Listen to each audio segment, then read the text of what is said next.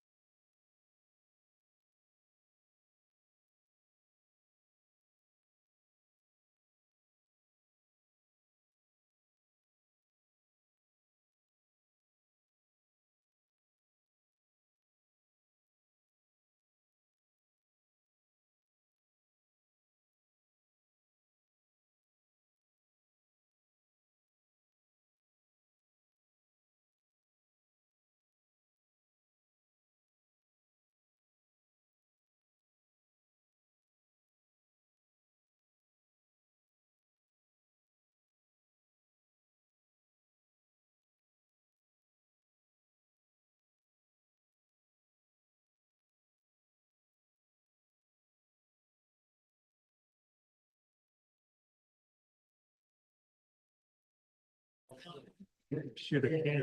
You could shoot it. Good morning. Please silence your cell phones. If you need to take a call, please step outside of the room.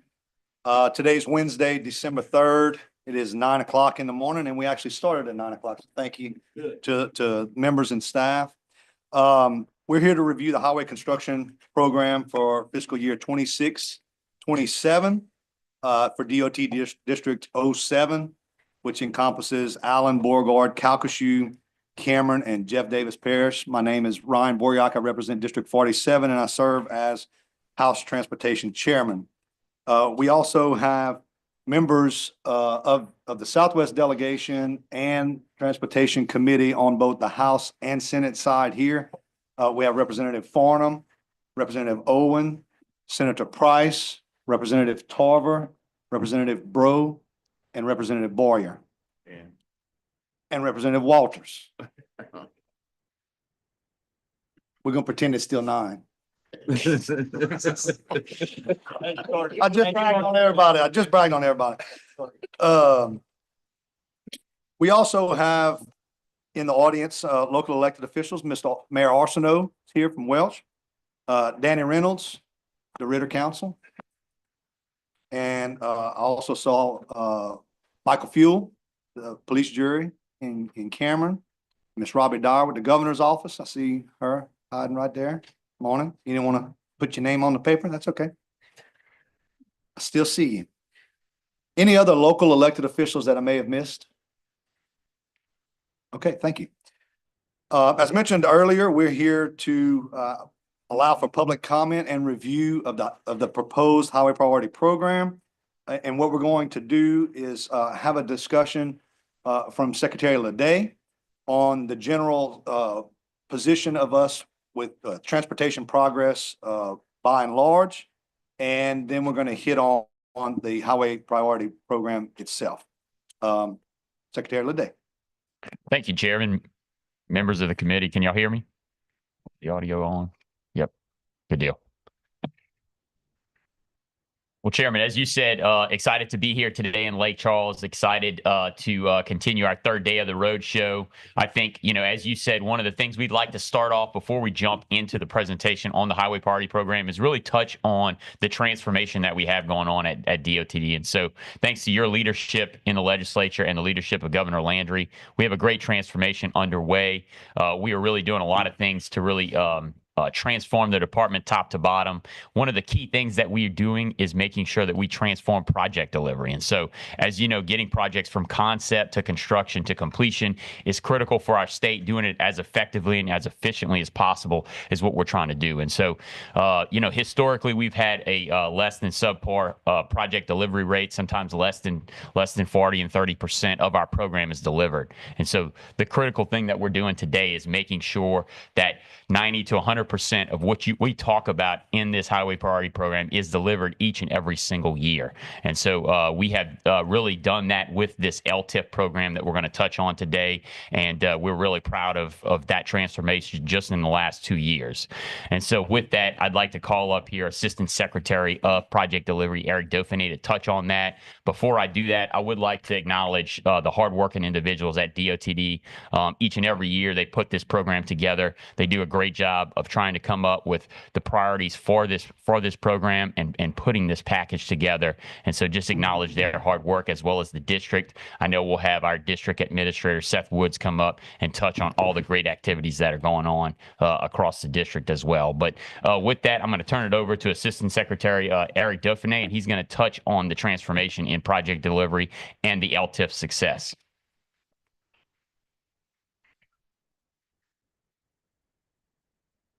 Please introduce yourself for the record. Yes, sir. Eric Dauphiné, Assistant Secretary of Project Delivery for DOTD. I'd like to start by thanking everyone for attending. Excited to see such a good turnout. These public hearings are instrumental parts of our project prioritization and selection process. Feedback from legislators, from local officials, the public are key parts of our project selection process, along with other factors such as existing conditions, average daily traffic, safety concerns, maintenance costs, economic development, etc. We do utilize this feedback we receive throughout the year to deliver projects that are important to the people that we all serve. While these are our official hearings for our highway priority program, I also do encourage everyone to reach out throughout the year to our district administrators or myself with any questions, concerns, input that will help us prioritize work. As my local representative is here from St. Martinville, and he and I speak weekly, daily sometimes. But it's nice. So we get to get a lot of feedback, and it helps us to plan and prepare. Legislation last year created the Office of Transformation and Office of Project Delivery. Both of them are aimed at enhancing efficiency, effectiveness, and accountability within DOTD.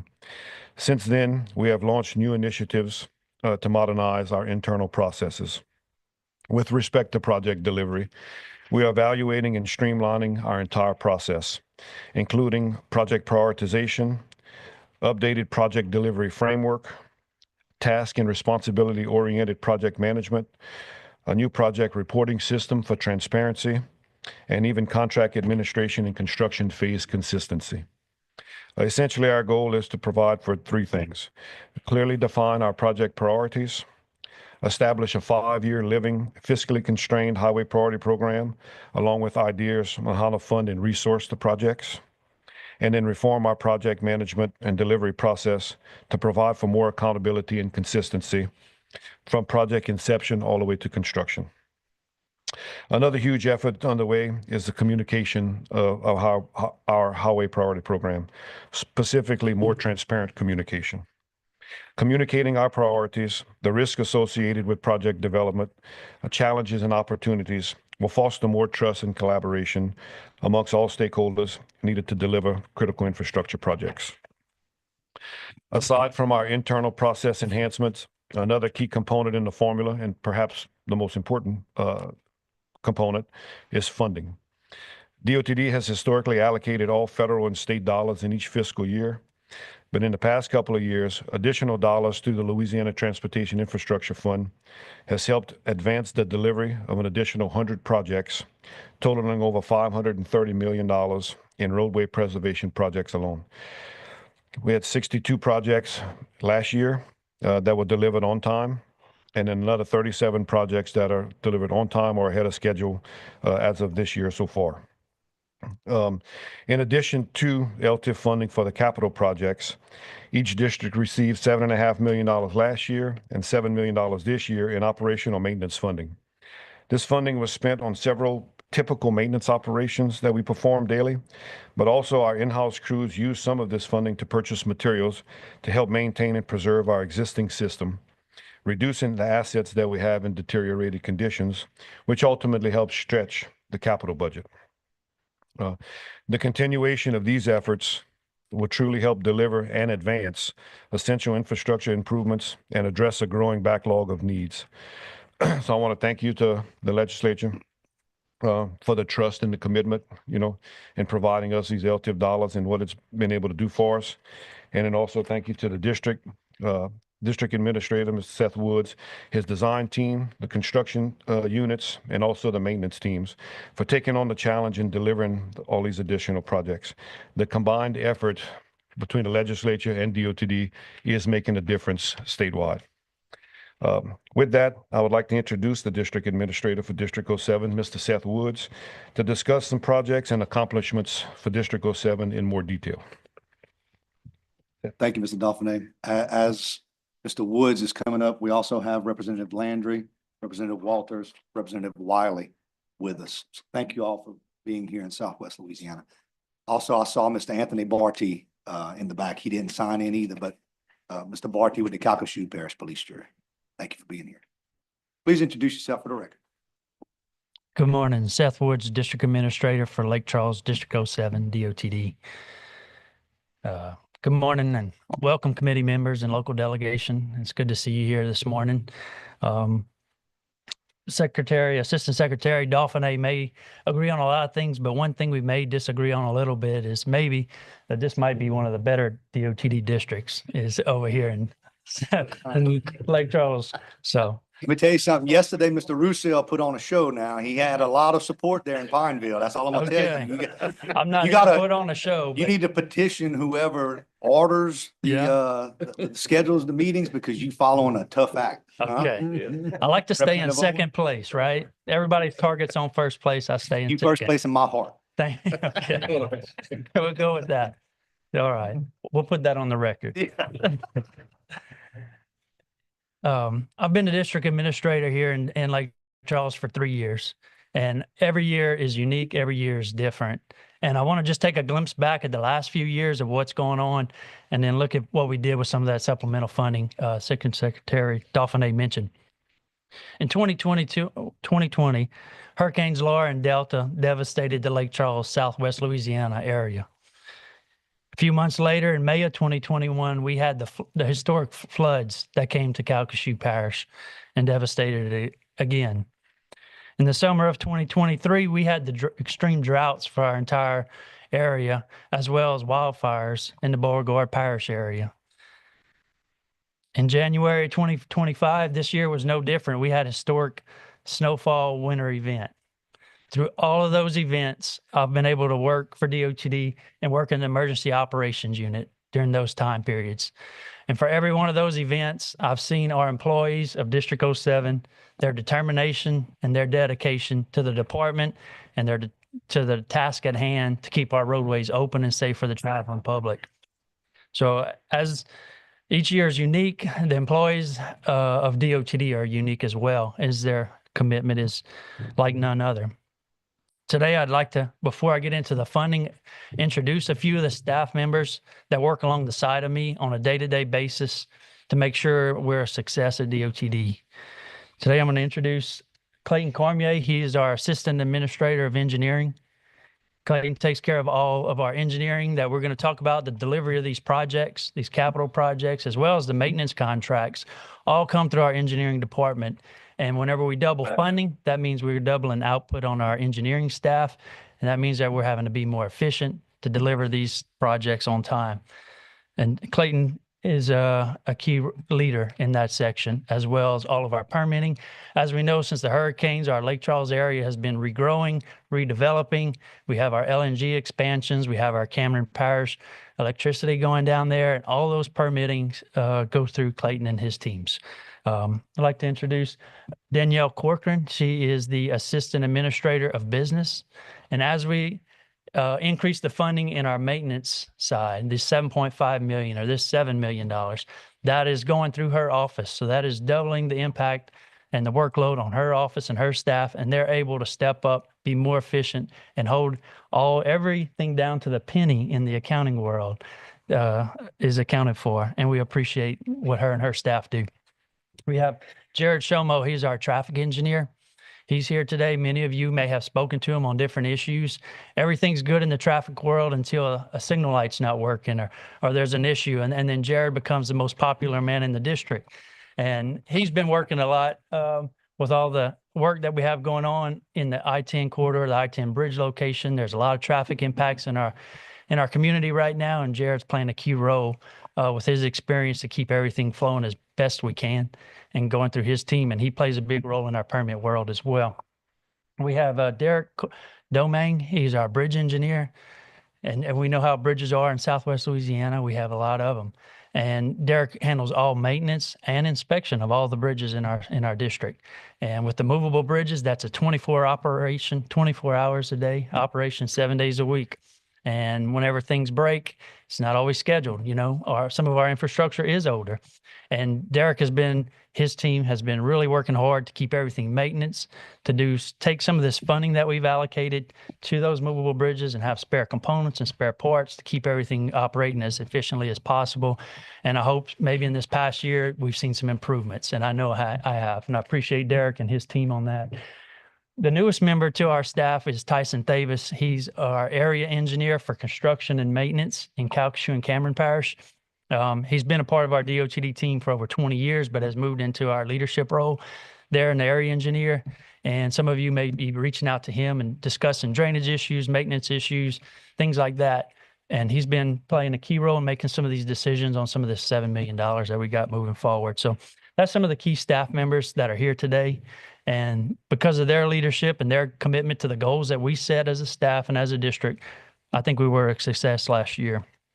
Just to touch on a few of those things of how we spent our $7 million, utilizing the same equipment and the same personnel that we had previously, we were able to spend this money.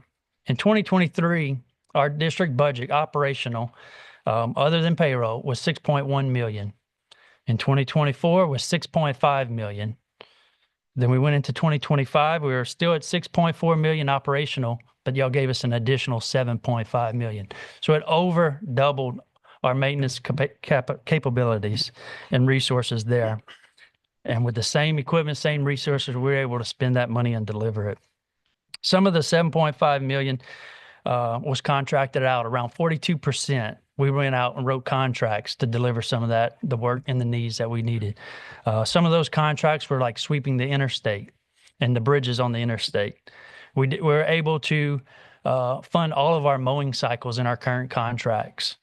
We were able to go down in Cameron and do some much needed fender repairs on the fender system at the Cameron Ferry system down there. And that was just a small portion. Headquarters pushed in a lot of money for that project as well. We did some contract asphalt milling. So our milling machine is smaller, older. We were able to hire a contractor locally to come out and do the asphalt milling of the projects. And then our paving crews were able to come in and pave some fresh asphalt behind that, made it more efficient. We were able to meet some goals we set. We were able to do some striping projects throughout towns, and we hit Sulphur, DeRidder, and Jennings were a few that we hit last year. And we have some different locations that we're going to this year. And these were contract striping locations. We did some drainage repair system repairs here in town on College Street and on Broad Street around 210 were some much needed issues on an older drainage system that we were able to contract out and get those repairs done. We did some cross drain replacements and some linings on those in Beauregard, Jeff Davis, and Allen parishes. One of the things that I kind of highlight that I really we talked about last year and want to give you some numbers about this year is our guardrail repairs on our safety products. A guardrail is a safety product for the good of the traveling public. In 2023, with the budgets that we were running, we did 40 repairs to damaged guardrails in our district. 2024, we made some changes internally with our existing budget and we repaired 74 locations. Last year, with this additional funding, we repaired 102 locations of damaged guardrail. We've doubled our repairs to safety features in our district. This year to date, since July, we've already repaired 61 locations. And I know just from traveling over the holidays, I saw about 3 or 4 hits on the interstate just from this past week. So the challenges and the decisions as engineers were, do we want to repair the bridge Or do we want to fix the safety feature on top of the bridge? Or do we want to repair the scour that's occurring under the bridge? Now we have this additional funding. It's not a question. Safety features are fixed on day one when they're found. So that's a big benefit and a highlight for us. The other 58% were in-house materials that we spent on that 7.5. We purchased 15,500 tons of asphalt, laying approximately 20 lane miles of asphalt in our district, which is a great saver for our capital program. And then also our maintenance for potholing and patching and things of that nature. We're able to stay ahead. We purchased 650 tons for asphalt patching. So in asphalt, we spent $1.8 million just on the product, not on fuel, delivery, labor, just in the product of purchasing asphalt at the asphalt plant, 1.8 million. We upgraded 13 traffic signals to radar detection. We striped over 1,500 lane miles in district with our own resources. We installed 4,000 traffic signs and over 2,400 traffic sign posts. So, and then again, as we talked about, we did some bridge repairs with timber pilings. We did purchase sheet piles and riprap to protect for scour issues that we were having on some of those bridges as well. And we also bought some movable bridge spare parts to put on the shelf for those weekend breakdowns. So we did that. This year we got $7 million that we were allocated to continue the efforts. Part of those efforts, we are joining up, and we just completed a project on LA 27 near Kelso Bayou, north of Hackberry area. And we joined up with the Cameron Parish, and jointly together, the parish put in over $450,000 towards materials. DOTD came in, put in over $110,000 in materials, plus $400,000 of labor, fuel, and other resources. And we raised that elevation and protected it for an evacuation route for the future of LA 27 for everybody down there. So with this additional funding, we're able to join up with our locals and try and find those resources where we can put in some, they can put in some. What's the need? Let's identify it and let's find the solution. So this funding has made that possible, and that's one good example. We're coming back. We're doing more patching and other asphalt overlays as well. We're going to continue doing the sweeping this year. We're going to do all of our mowing cycles. Some of the mowing this year, we've actually had more time to think about it, and we're doing some strategic change orders and more amendments. So US 165 was contract mowed to Oakdale. Now we're going to contract mow it all the way to the parish line. That's going to give us about 2 weeks of DOTD resource time.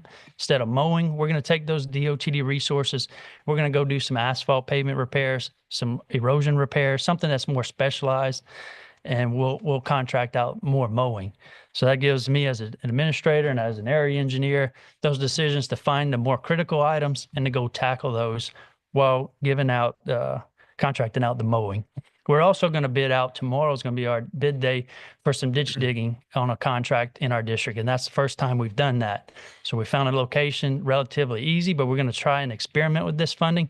If that works out, we'll be able to continue to bid out some of that work and take our DOTD resource into town or into more critical and more specialized locations. We're going to continue to do our signal upgrades, our striping, and our sign work, and as well as continue on those bridge repairs. That's a never-ending item there. So a small portion of our funding, if anyone traveled through Lake Charles today, they noticed I-210 had some lane closures. And today we have crews out there, and we're applying a chemical compound to the bridge decks of the I-210 and the I-10 bridge that will help prevent freezing. And this is a joint effort that we're working with the Louisiana Transportation Research Center, where they provided some materials. We took some of this funding, applied it as well. Again, we're joining up with other groups to get the most bang for the buck, and we're going out there and applying that. So it's something that they're going to also, as the research center, provide us some weather monitoring equipment that we're going to monitor on those decks to see how it reacts. And we're going to apply that on those decks as well as some without the treatment. And we'll be able to see the benefits of that. So again, as these funds are given to us, we're able as engineers and as managers to look at those resources and where can we join up with other groups and other agencies to put in a little bit, they put in a little bit, and we accomplish something for the traveling public. Last thing I want to touch on real quickly is our design office projects on the capital side. Just to give you a few numbers, in 25, we delivered 11 capital projects out of our design office here locally, for a total of $26.8 million. But 5 of those were LTIF funded projects for $19 million. That was a big difference in previous years of what we were able to deliver just because of the funding constraints. That office also delivered 15 other projects and contracts through, the small drainage repair contracts, or bidding out the sweeping contracts and things of that nature.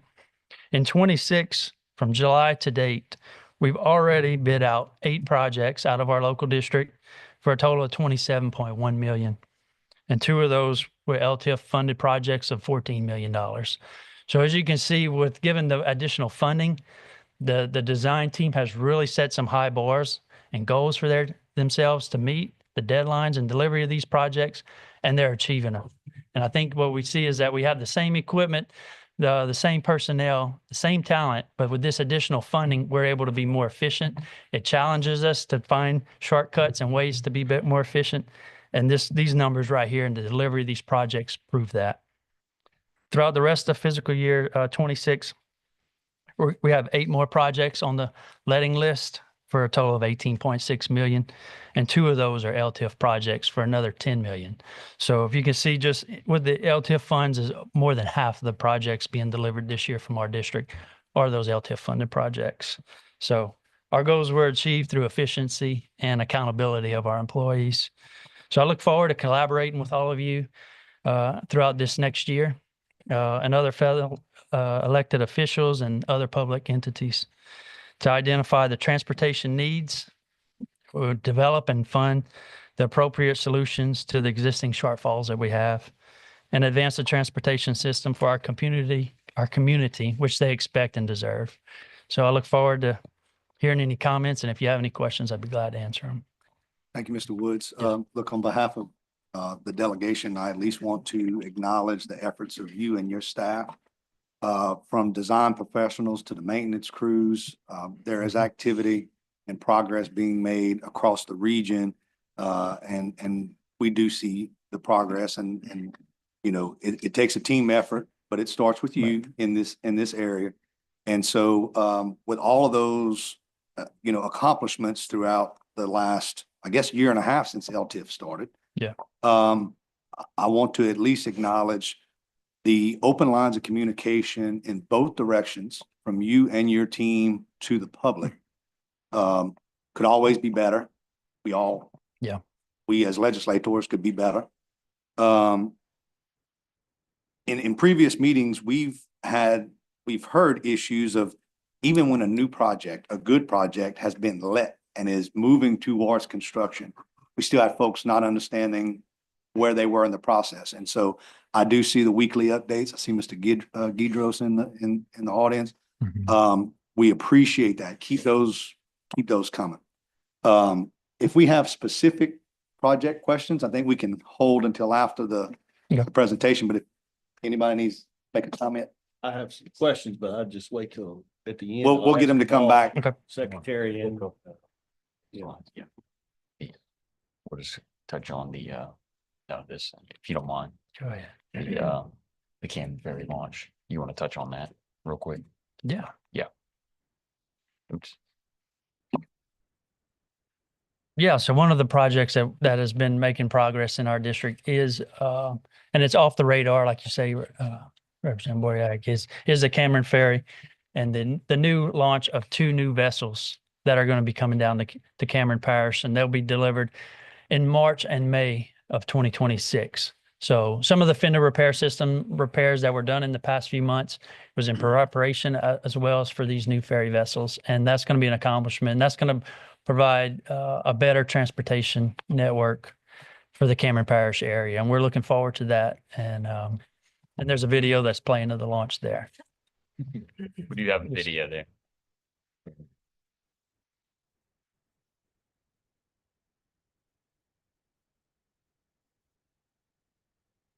Cool. And then the next one is Yeah. Did y'all do that for the chairman? We Is that why did. y'all did it? He just didn't want to ride on it on the way down, but They didn't show you where they had me standing when they launched it. yeah, we also have the Texas line, the East Coon Gully project on the interstate, 6-lane system that has been under construction for some time and is making progress, and we're hoping to complete that in the next year. And many people are traveling from Texas, and we're looking forward to completing this project and open the corridor all the way up to Lake Charles. What's the timeline on that? We're looking at late next summer on the completion of that. 26. Yes, sir. Because when you move into the Texas side, it seems like they've been working on that stretch of highway from Beaumont back to Orange Bridge City for quite some time. So Yes, sir. if you finish yours up before they finish theirs up, that's not too bad. Right. Yeah. We're going to try. What was the date on, what time frame on that? Summer of 26, Summer of next, so 8 Yeah. more months. Good. at least. Yes, sir. So if you had to give a percent complete, what would you say that is today? Okay. We're 80. We'll get you that. Ballpark. Yeah. I would say 80%. It seems, been working on it for 5 years now, Yes, sir. and seems like there's an awful lot of work to be done There to is. get there by summer of next year. That's right. That's the construction schedule that's being provided and the timeline, the contract time that we have left. It is aggressive. Weather like this week does delay that. Challenges with contractors along the way. Yes, sir. It's what reason it's taken as long as it has, but summer of 26 would be awesome. Right. That's where we're going with. That's the submitted schedule. So, yes, sir. We're hoping that resources can deliver. Yes, sir. Anything else? Nope, Yep. that's it. Perfect.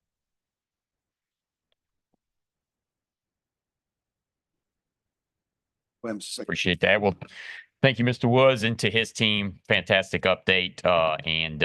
With that, we will move into the presentation on the FY 26-27 draft highway priority program. And so, as the chairman said, this is really the stage where we give you this overview, talk about the selection process, and then the investment for this year, and obviously hear the critical feedback from the public. But just want to touch on one of the transformation initiatives that we have is communication and transparency. And so, what we're trying to do today and beyond is really make sure that we're delivering this message in a better, transparent way. So for that reason, we've got this guidebook now to try to help everyone understand what the priorities are, what the program is about, and then help answer any questions and make modifications as we move from draft to final. A lot of great information in here. We'll continue to make improvements over the next year, but certainly starting with today in this presentation, hopefully you'll see those changes. With that, I will start by just giving really a broad overview, touching on that selection process, and then really focusing on the investment. And so if no questions there, I'll just jump right in. And so again, what are we doing here today? Really, the focus is outlining the road and bridge projects that are going to be funded and scheduled for letting. And so that's kind of the critical investment that we talk about, which projects are going to construction in this fiscal year. Obviously, this identifies the projects that will be both funded for construction as well as in development, but ultimately it ensures that taxpayer dollars are invested effectively in projects that deliver the greatest public benefit. And so you can see there in this booklet, hopefully that we have done a much better job of communicating that this year.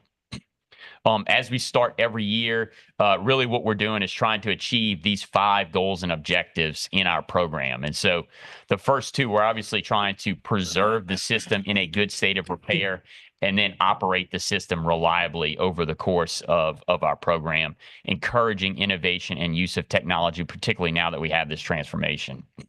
But most critically, what we're trying to do is improve the safety of the system. So anything that we can do to reduce crashes, reduce fatalities, and really get to no loss of life every year is where we're headed. And so we've made a lot of good strides there this year. You can see that everything that we're doing is really trying to improve the safety of both motorized and non-motorized users of our system. Obviously, we're always looking to expand the system, relieve congestion, increase accessibility for people and goods and services across our communities to help foster economic growth and really do anything that we can to really get job growth across our communities. And so for that reason, you see expansion of that system as one of these goals and objectives. And really all of this feeds into improving the quality of life for our citizens and communities to foster multimodal commerce across our state. And so you can see that this really encompasses the 5 goals and objectives of our program.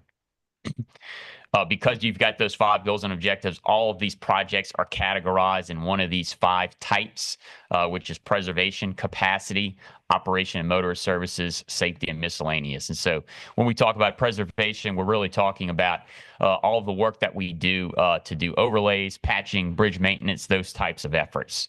When we talk about capacity, we're really talking about the different types of roadway widening projects, new interchanges, and other improvements to really expand the system and relieve congestion.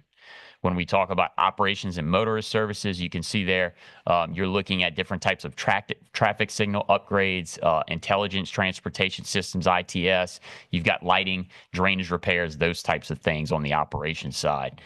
In the safety side, obviously, anything that we can do to improve the geometry of our roadways to make them more safe, reduce crashes, guardrail upgrades, intersections improvements, those types of efforts. And then in that miscellaneous category, that really encompasses smaller repair efforts. We've got a roadway transfer program as well as other specialized work that you'll see when we get to that investment breakdown. So those are the 5 types.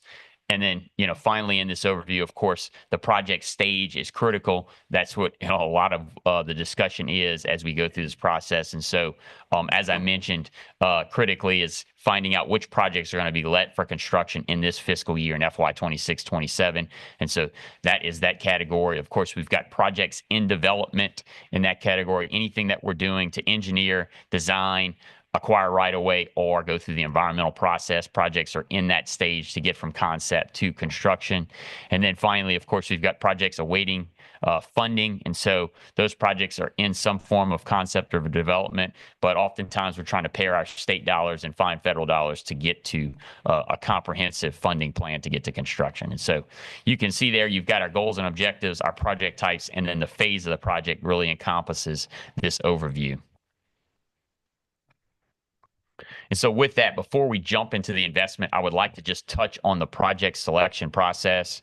And so every year when we start this booklet, what we do is start with those goals and objectives. You can see they're broken down in detail, actually in 8 items there in our state's revised statute 48229.1. And so you can see those 8 items, anything from bringing it to a good state of repair, that preservation side, improving safety, increasing accessibility, economic development, those encompasses all of those 5 goals and objectives. And so when we start our program, we really start there, and you can see how they fit into those 5 goals and objectives there. And that's all part of our revised statute. And so really what we do is we take those goals and objectives, we take all of the data that we have, we gather and analyze that data, the roadway condition data that we have across our state, the operations data. Obviously, we've got safety data that gets reported every single month on crashes and fatalities, and then traffic congestion, all of the traffic studies.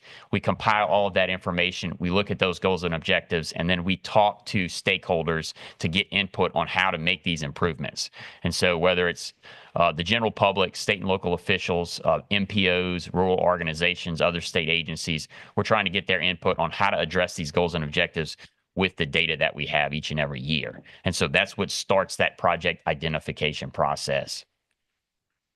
And so you can see there, again, it's really taking that technical analysis and stakeholder input, looking at our long-range plan over the course of this next decade and how to utilize the available funding to the best ability each and every year.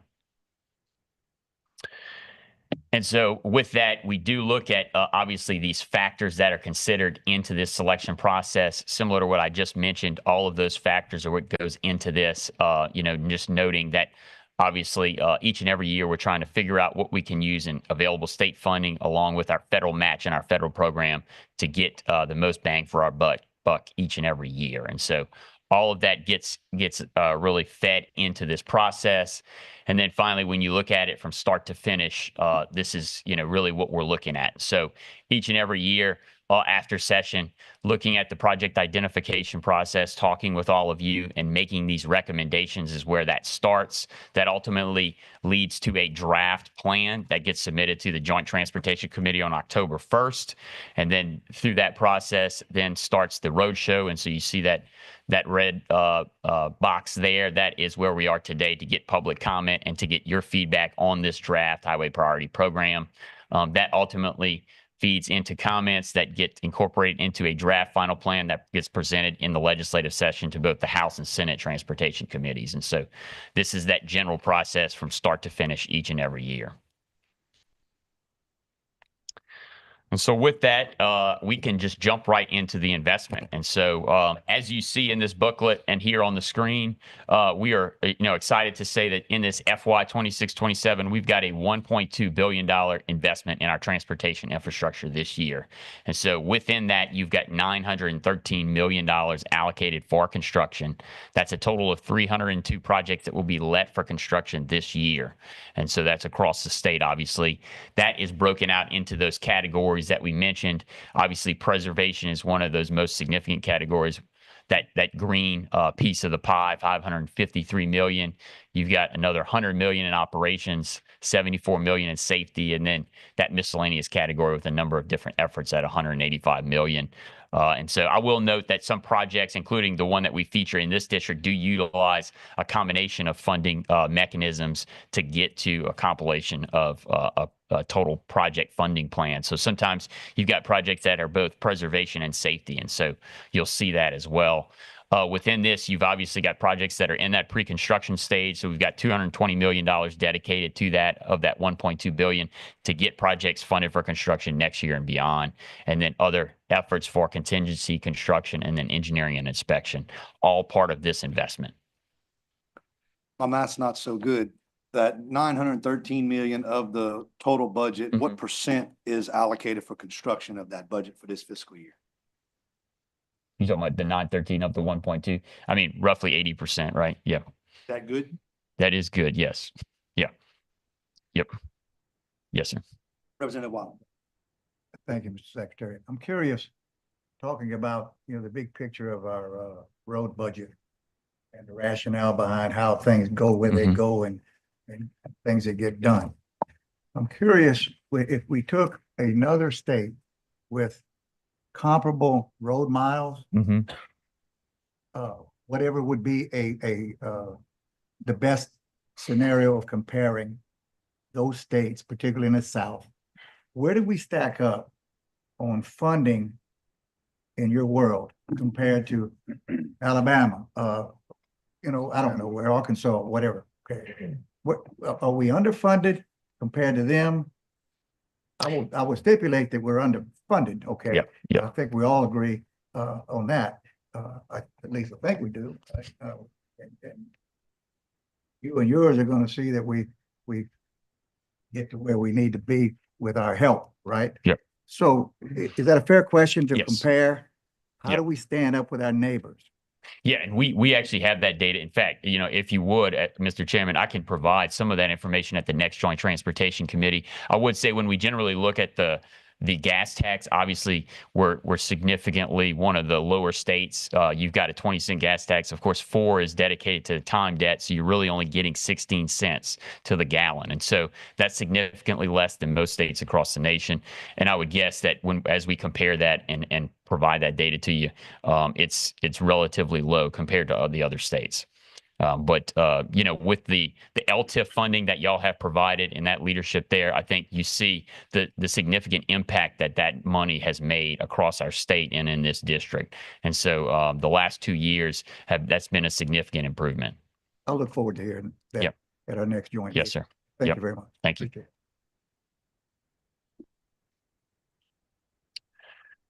So with that, just want to touch on each category and just kind of showcase the different types of projects. You've got the $553 million in preservation, which does make up the biggest piece of that to make sure that we've got our system in a good state of repair. You can see there is both interstate and non-interstate preservation. On the non-interstate side, you've got anything from the Surface Transportation Program, you've got non-federal aid and the National Highway System that make that up. You do have roadway preventative maintenance. You got the interstate work. And then, of course, we've got bridge, both on system and off system preservation, with making obviously the significant portion of this bucket.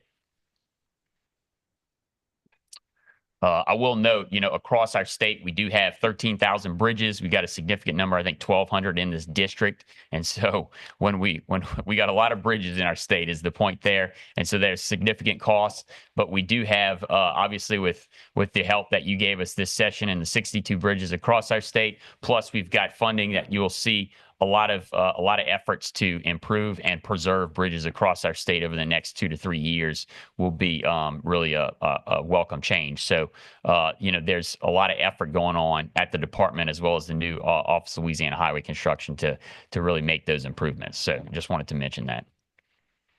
On the operations and motorist services side, you see we got $101 million in this bucket, and this is got a lot of different categories in there. Anything from, like I talked about, ITS, Intelligent Traffic Services, to traffic control devices. We do have the roadway flooding program through the Protect federal program there. That's part of this. Anything from way stations, interstate lighting, rest areas, access management, ferries, etc., are all part of this bucket. And so you can see those different allocations in this program to make up that $100+ million. Of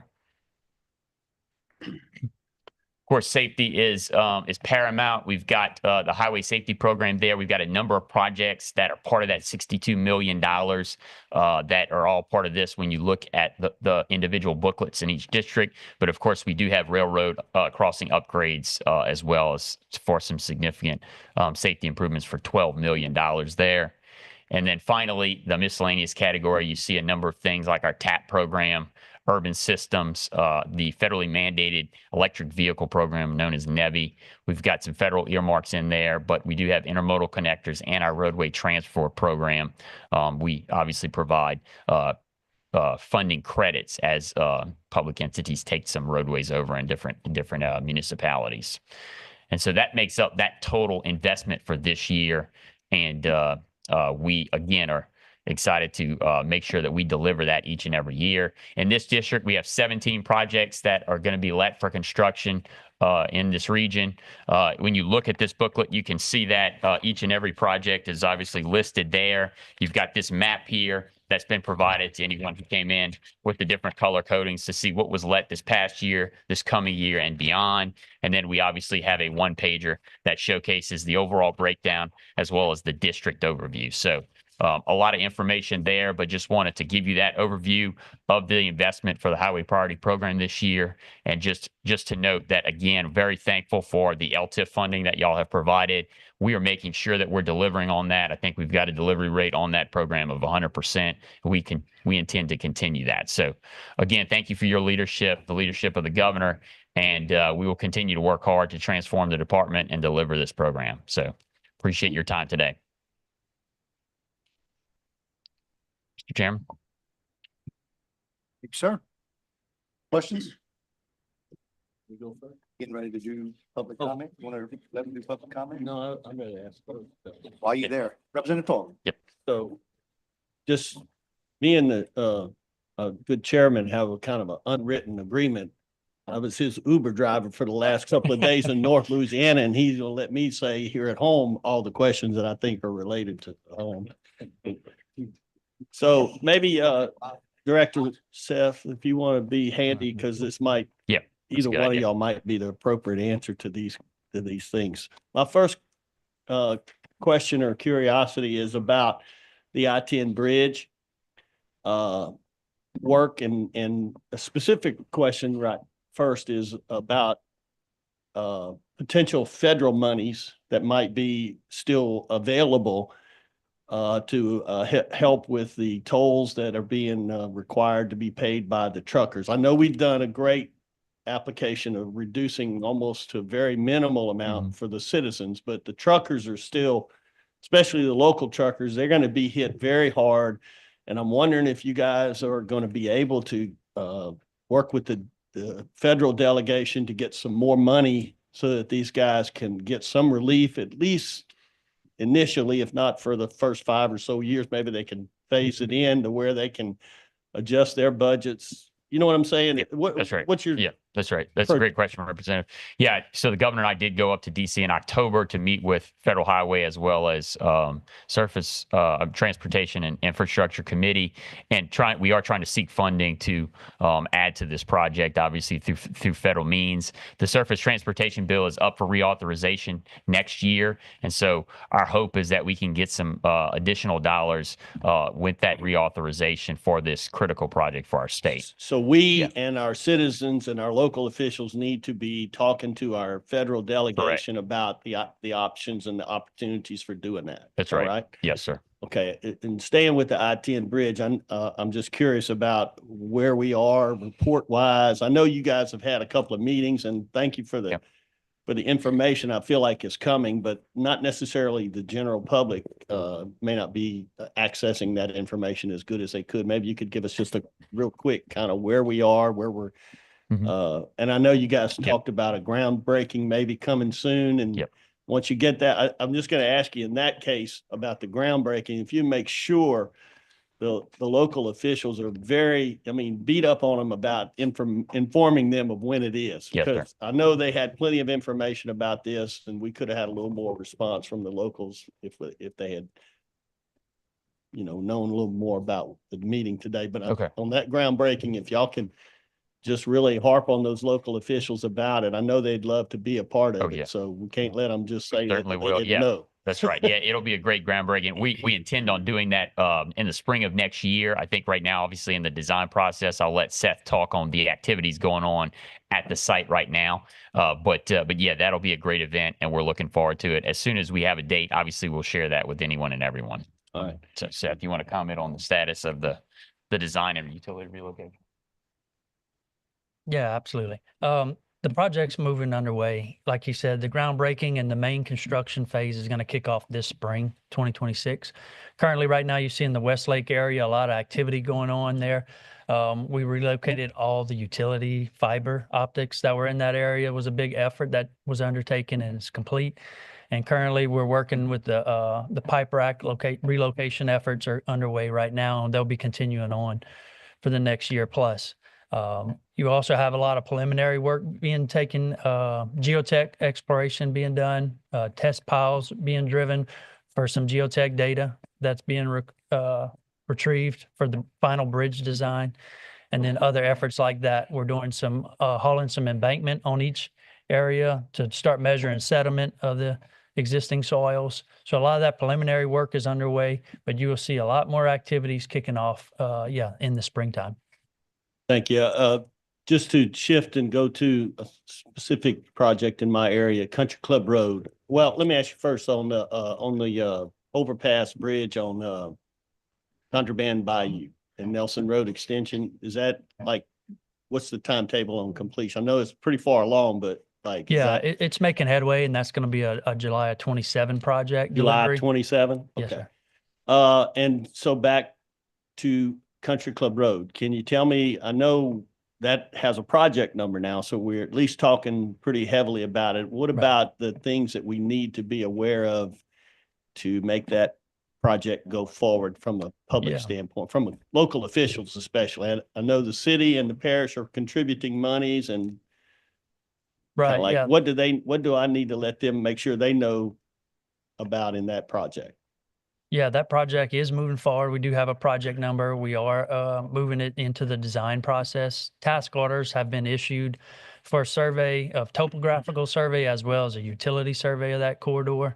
The price tag on that project is $80 million currently in that estimate. And as we get into the design and fine tune the utilities and the right-of-way needs, that cost could fluctuate.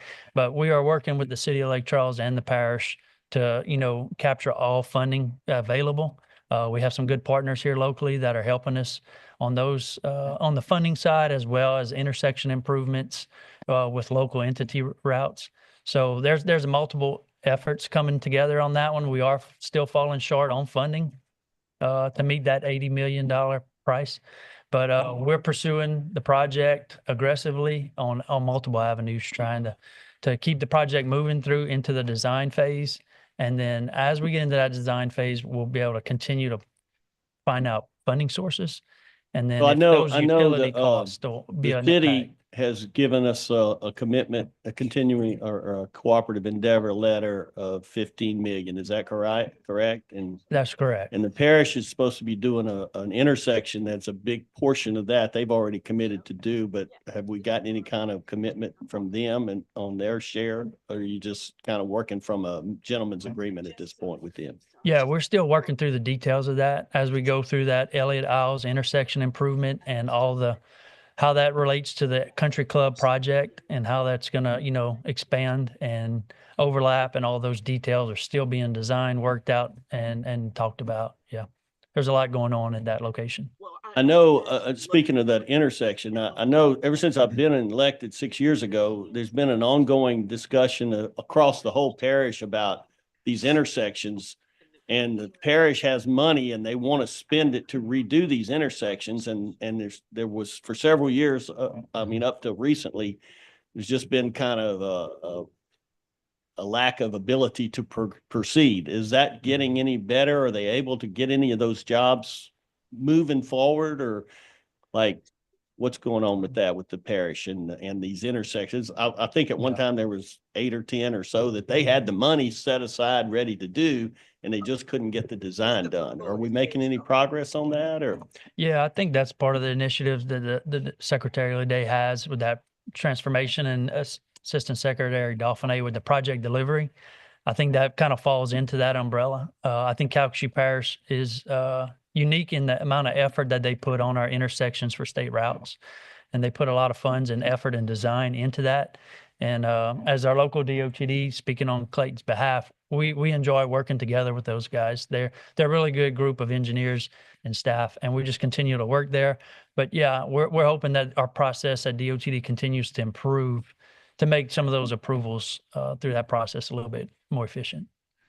yeah, I'll kind of cut short and just ask this. I know in all the meetings I've been in the last couple of days and today's meeting, there's been a lot of reference to the LATIF and the supplemental funds that you guys have gotten.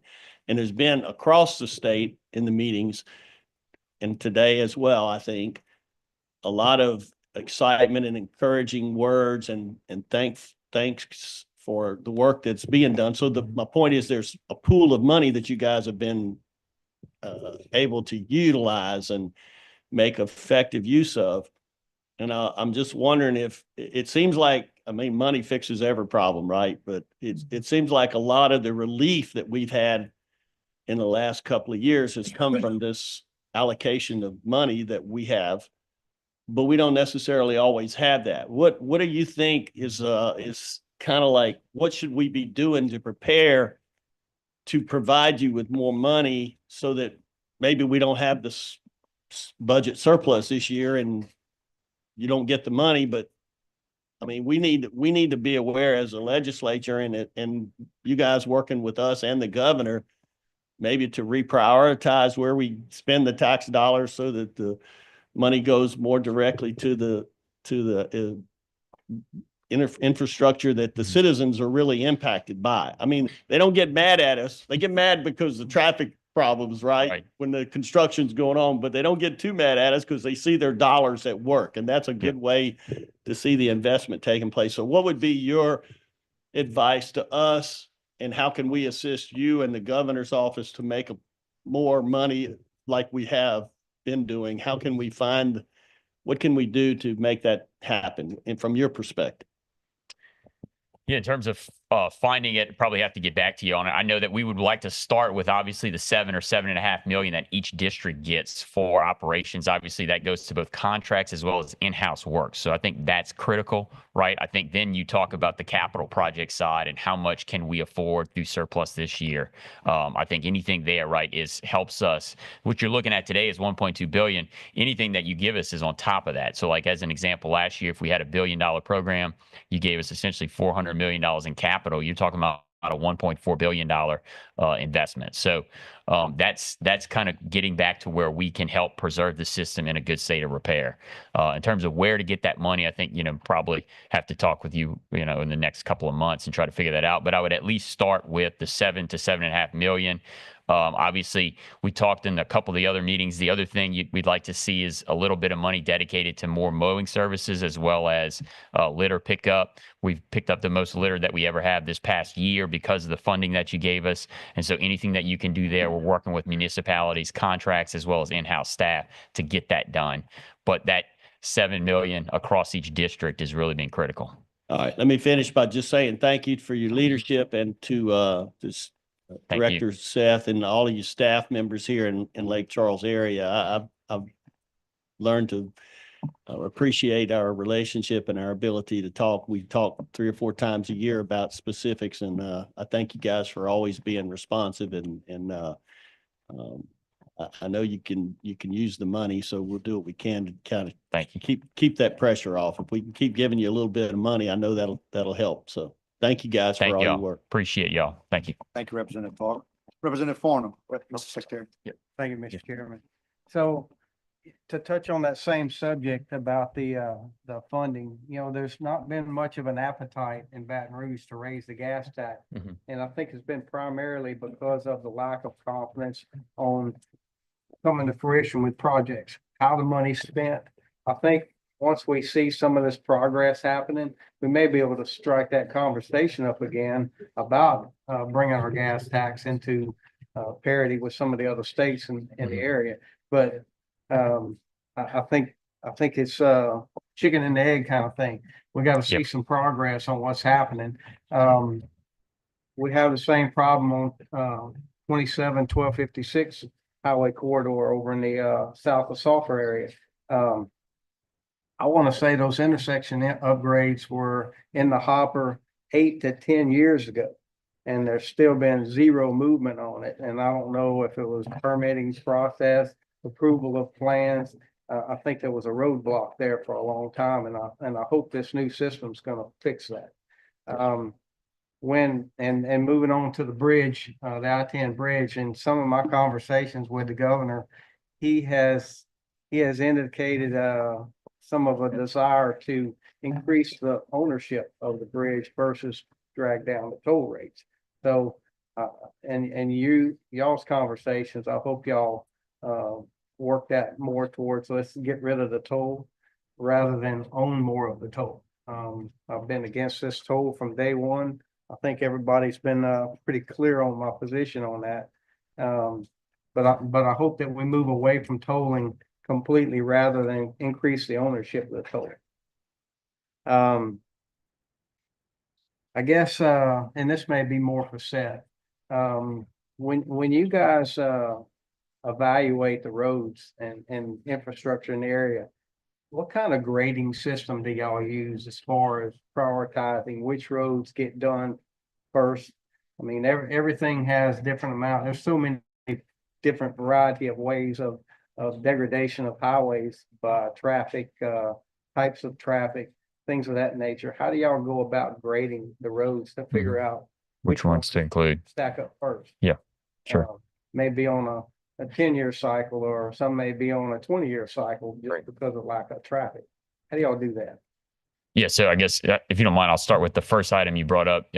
We completely agree. I think our mission is to do exactly what you said, which is to improve the delivery of our program across the department so we can gain the trust of the legislature and the public. And then, thoughts that modernization of the gas tax would come after that. But you're right. I mean, I think our process here, what we've shown in LTIF is to deliver everything on time. And then we're trying to do that across this program as well. Obviously, we do have challenges on the environmental side. I will say FHWA, with the new leadership there at Sean McMaster that he's been appointed, his goal is to cut the red tape that we've seen historically over the last 20 years. And so I think you'll see that, and that will help us get projects on the ground. And so I just wanted to mention that with Seth, if you don't mind, you can talk a little bit about the prioritization process, particularly in roadway conditioning. And then. Yeah, absolutely. So we do look at our priorities, our programs on a 5-year cycle. You know, we're always looking at least 5 years out. So as these projects are developing, we're constantly every year or twice a year kind of looking through the 5-year plan and seeing what those needs are, what the programs can afford. A lot of it's dictated by the programs, that certain routes, let's say an interstate or a non-federal aid route or a national highway system route, you know, which program do they fit in and what is the funding available in that program? So that kind of dictates some of the outlook on our 5-year outlook. And then we're looking at it through pavement management, through data that we collect on the roadway condition and see the degradation of that roadway surface, as well as, you know, taking input from the public and then looking at our maintenance activities. You know, where do we have cross drain failures? Where do we have a lot of potholes and other issues? You know, can we have a capital project that can, you know, capture those maintenance costs as well, you know, and prevent those problems from reoccurring? So there's multiple things that we're looking at. And then we have our, you know, our area engineers and our design team are constantly, you know, on these routes. So these projects don't just always spring up. We're always looking at them. We're always talking about them. The guys that are, you know, making these decisions, we live in the communities, so we know some of the needs. And then being involved in the permitting side, you know, we're seeing these future developments coming in. So we're looking at that economic impacts and trying to put that into our decision making. So there's a lot of different impacts, but we sit at the table, the traffic engineer, the design engineer, the area engineer, maintenance side, and kind of look at these as a whole. And then we're looking years out. So as things kind of develop or, you know, new industry comes into town, those priorities change. But that's why we're always looking 5 years out. And by having the LTIF funds, you know, put onto us, having that 5-year outlook, we just went to the next year. We just worked right down the priority list. Now it made more effort on us. We started looking, now we have to build back out that list, but we're always trying to just keep a list out there and then reprioritize. So you touched on the guardrail systems, and I've noticed an incredible amount of repairs that have been done. Yes, sir. Because there was a lot of locations that had the barricades up for a long period of time. Yes, sir. And I've seen those start to disappear. Yes. Do you think that the infusion of the one-time money is gonna hold up on that? Was it a extreme backlog of that to be repaired? Did that kind of get you back up to date and you can keep up with it now, or what's the problem with that? With our current budget, like I said, we were getting around 6.1 million. We cannot keep up with that, you know, with that current budget. We weren't keeping up 2 years ago, and we won't keep up moving forward.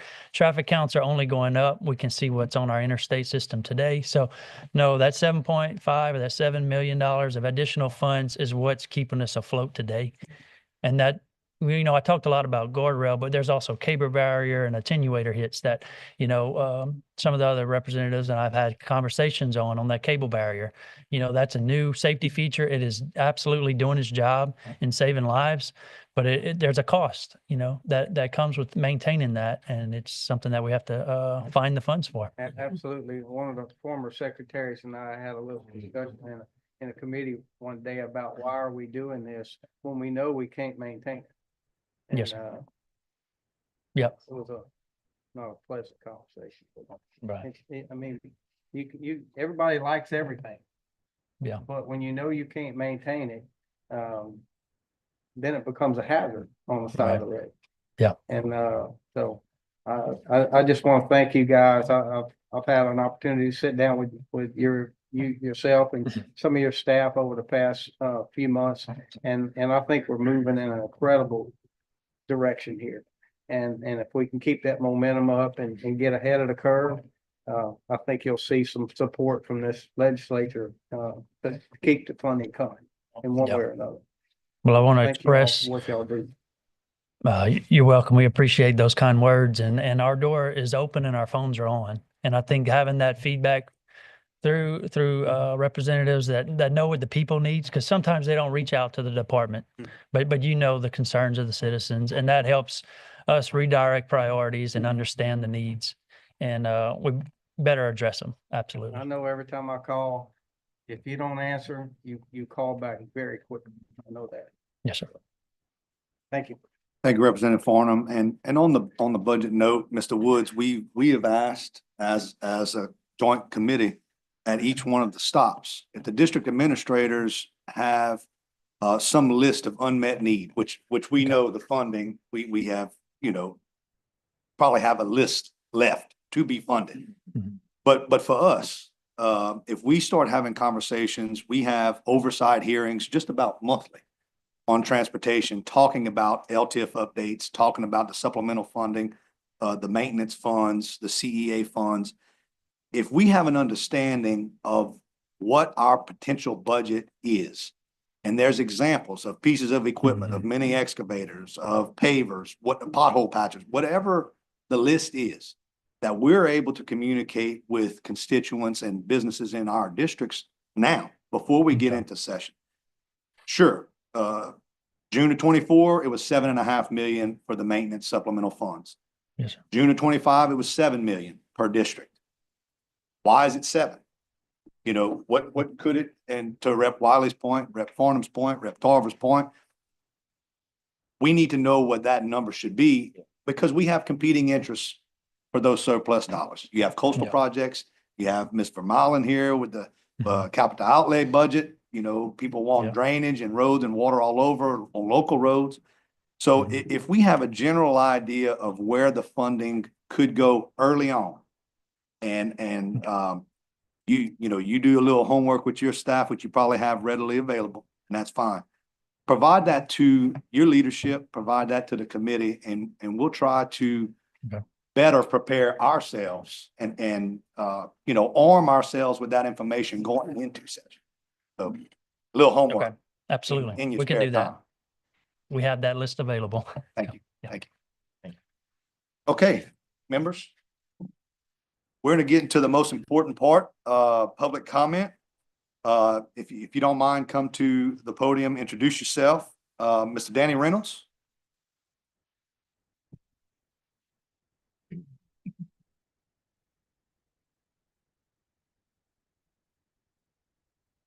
Good morning. How are y'all? Good morning. I'm not sure now. My name is Danny Reynolds, Councilman at Large for the City of DeRidder. So first of all, thank you all for the opportunity to speak. I appreciate it. And more so, thank you for your service to the public and your continued partnership with the City of DeRidder. We are genuinely grateful for the consideration you've shown our community in recent years. We've done a lot around there, and we're grateful for that. So we appreciate it. I'm not sure this is the correct venue now that I've been here a little while. It seems like I could probably just speak to Seth or maybe even Representative Owen. I just had a question about an existing project timeline, and then a request for consideration on another one. So is that something I just need to speak to them about Go ahead. outside of this meeting, or go ahead? Okay. If I were you, you took your time. Okay. I would put it on the record. Yes, sir. Okay, good deal. My question was, the first question was about the Highway 27 south where it intersects at 171. My understanding is we're gonna put a turning lane in there. And I'm just kind of curious of the timeline on that. I know it's in stage 3, it looks like now. So just curious about that. And then the second question was just a request for consideration for another stretch of road that we have in the city, and it's about 0.6 miles in front of our hospital. The hospital is doing a $32 million expansion right now, increasing their ER volume from about 13,000 a year to 20,000. They see almost 400,000 patients a year. That corridor is Highway 27, and it connects actually to the turning lane that will be installed at some point. My request is just for consideration to maybe look at that stretch of road. Didn't know if that was something maybe we could do along with the turning lane. Not sure. Additionally, there's a median in that in that area. About halfway through, there's a median that splits, 4th Street cuts through it in one spot, but it's a very small median. And if we do take that into consideration, I'm hoping that maybe we could collaborate on something a little different to do with the median to make it a little more attractive, aesthetically pleasing. Is just my thought process, trying to look ahead for that. So that's it. That's all I had. Thank you. I appreciate it. Representative Owen, thank you for all that you do for our area. We greatly appreciate it.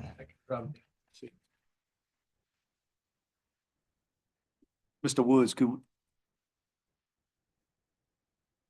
if not today, is there an update on the turning lane for 27? Right. We can get into some details and then we can discuss those details, but that is on our project list in our 5-year plan, and it is shown in our priority program as well. Yes, sir. Thank you, Mr. Reynolds. Amber Ashworth? Hello, I'm just going to talk about a little bit something different. I'm Amber Ashworth. I work for DOTD under the Highway Safety Section for a program called Destination Zero Deaths. I am the Regional Transportation Coordinator for our 5-parish region. And I see some of our representatives here who have participated in our meetings and everything, and I appreciate that, and I'm glad to see you. There are 9 coordinators across our state of Louisiana who implement the Louisiana Strategic Highway Safety Plan. At our regional levels, we work closely with each district DOT office and other agencies on items such as crash data analysis and determination on whether behavioral or infrastructural countermeasures are needed in existing projects, and new project development or new project proposals. We prioritize safety in project recommendation, whether it be in intersections, roadway departures, rear end vulnerable users. So we work closely, like I said, with our districts on this crash data analysis to prioritize safety across projects across the board. So just wanted to introduce that and let you guys know that. We have a question, if that's okay, Yes. Ms. Ashworth. Representative Tarver. Yes, ma'am. I'm just curious. Do you guys observe or see traffic flows and patterns that cause potential problems? Is that something you Through our guys would do? Crash data analysis, we absolutely do. And What about, I know crash test data is important because it's factual of things that Mhm. happen, but what about risks? And reason why I'm asking is we have a project in my area, Country Club Road, and would it be Country Club Road in Nelson? all in that area, the whole 3 miles, it's just like very dangerous. Right, There's a lot, right, it's the way very it's set tight. up. There's no, what do you call it? Side, area. you know, Right, Shoulder, right, shoulder. shoulder. There's no shoulder, and people are walking there. And so I mean, they're working on the project. Don't get Right. me wrong. But I'm just wondering if you guys have any knowledge of any information or have done any observation that would help us with our safety requests and safety monies for that project? Well, Because in our proactive development, our recommendation is looking at crash data analysis, and not just looking at serious injuries or fatalities, looking at PDOs only. What would help with that also is if we could work with our local law enforcement to get ticket analysis overlay for that crash data. Now, well, I don't want to belabor us here, but I'd be interested in talking to you about okay, how we might be able to partner on information and Okay. that kind of thing to Perfect. help with the progression of that. Cause I'm telling you, I drive down there and it just scares me because somebody's gonna get hurt. Nelson and Country Club scares me really bad. Well, Just the anywhere visibility. east or west of that, you're taking your life in your hands when you drive there because there's people walking there and you're gonna hit somebody or you're gonna hit Right. another car trying to avoid them. So But I don't- DOT has done a fabulous job in areas surrounding that area. And if we can look at the crash data and possibly pair it with citation data, that may give us an up into where we could do what we call an RSA, a road safety analysis. Well, if you'll call my office and kind of Okay, initiate the coordinating Okay. conversation, I'd be happy to talk with perfect. you It and will work on that. be between you and us and DOTD District 7. Yes, ma'am. Thank you. Okay, thank you Good to very see you. much. Thank you, Ms. Hatchworth. Thank you, Representative Torben. Michael Fuel.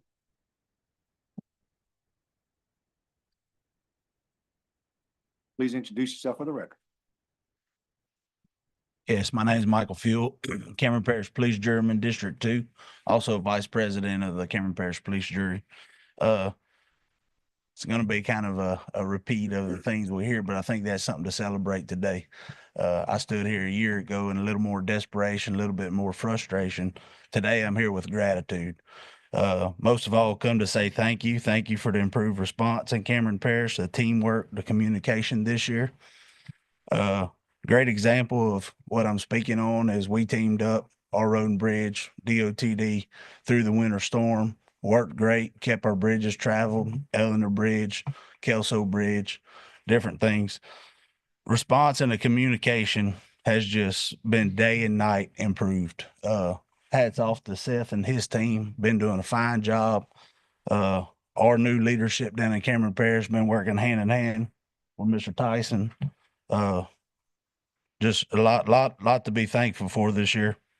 Response times reported DOTD issues have been greatly improved. As many said, you pick up phone, whether they answer you, they get right back with you. We see crews a lot quicker now. So thank you to the leadership. Thank you to the local leadership. Elevation improvements and roadside armoring remains a priority in our parish, especially along LA 27 north of Holly Beach. We're starting to have some erosion along there. North Kelso Bridge, we had great improvements, but I don't think we're done with that. That's something I'd like to continue to focus on.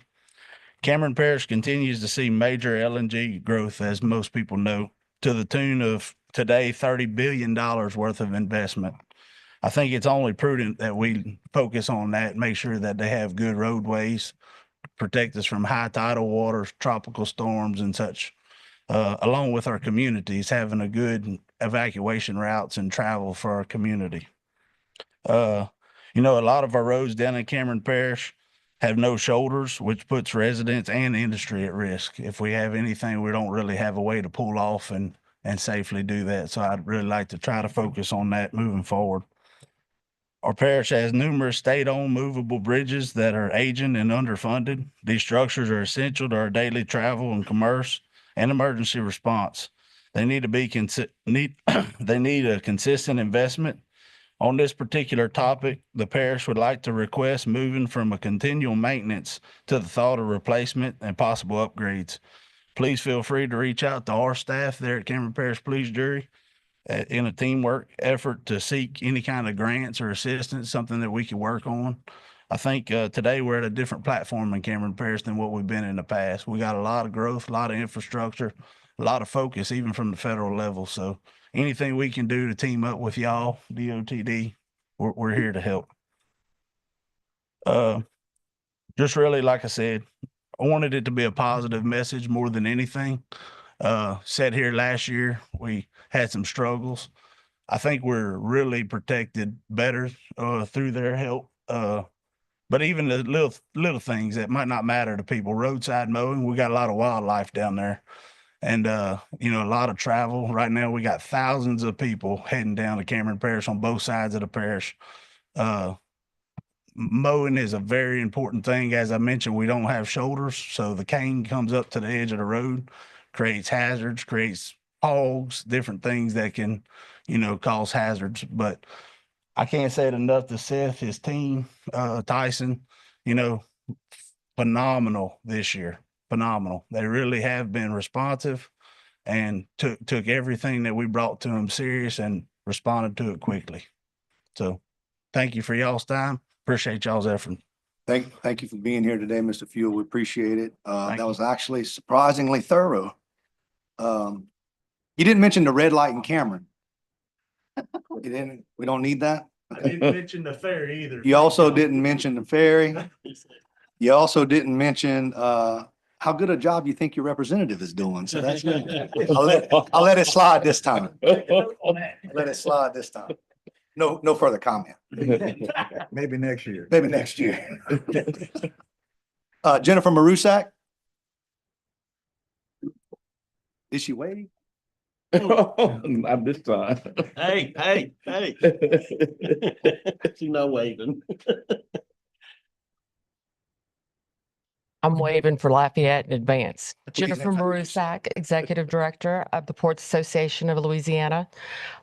Thank you, Mr. Chairman, members. And I appreciate your indulgence because I know this has historically been a meeting and hearing about roads and bridges, but I don't think you can talk about the transportation system in Louisiana without talking about our incredible port system.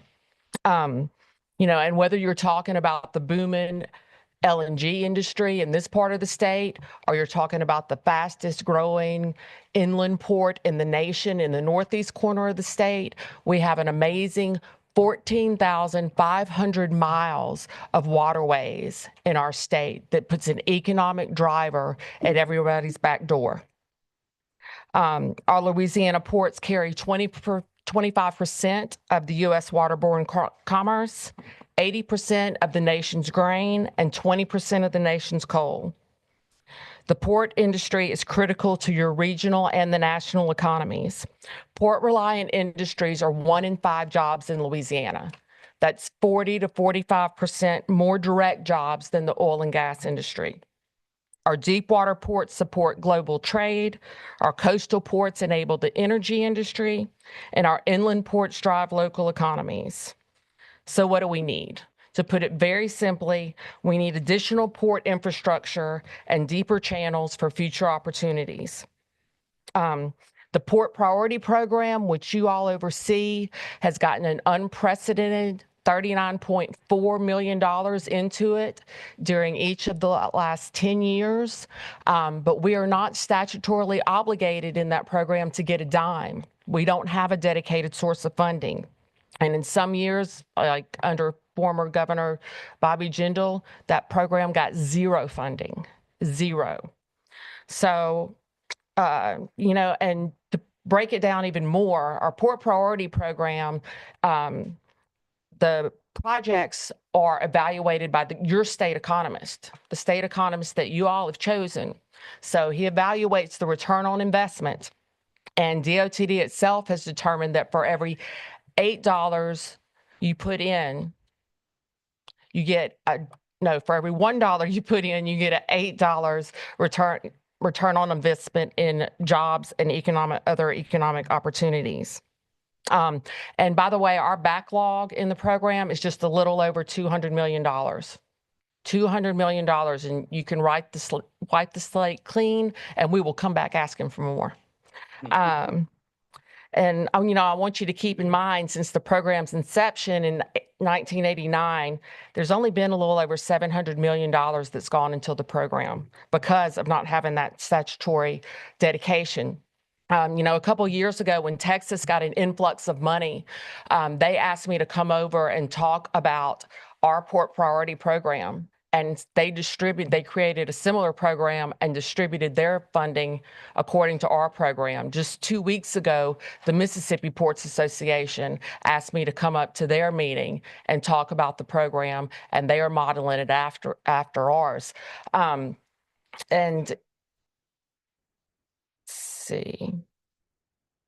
Oh, and I also had to throw out that, you know, when you had the surplus dollars this last year, we didn't get any of the money into the program from that. I think that was a missed opportunity, but hopefully you can look forward for something like that in the future. Also, something Mississippi did recently was that when they started to eliminate and they're phasing out their income tax, they increased their gas tax, like you were talking about earlier. And the port program is getting a statutorily dedicated percentage of that increase. So thank you for your time, and I appreciate the opportunity. Thank you, ma'am. Anyone else? Oh, I wanted to mention. Thank you, Mr. Hohensee. I see you back there. I'm gonna acknowledge you. She didn't, but I will. I got her back. Anybody else? Mr. Wainwright? No? So, again, I want to thank all of our colleagues who took time to come and tour our area, and hear about our concerns in Southwest Louisiana. So thank you all for being here. Rep. Bro drove all the way from south of Belle Chase, so that's pretty good. We want to thank our hosts, Mr. Barty and your staff. Thank you for having us here. Great facility. With that, Representative Tarver moves that we adjourn. Thank you. See you next year. Yeah.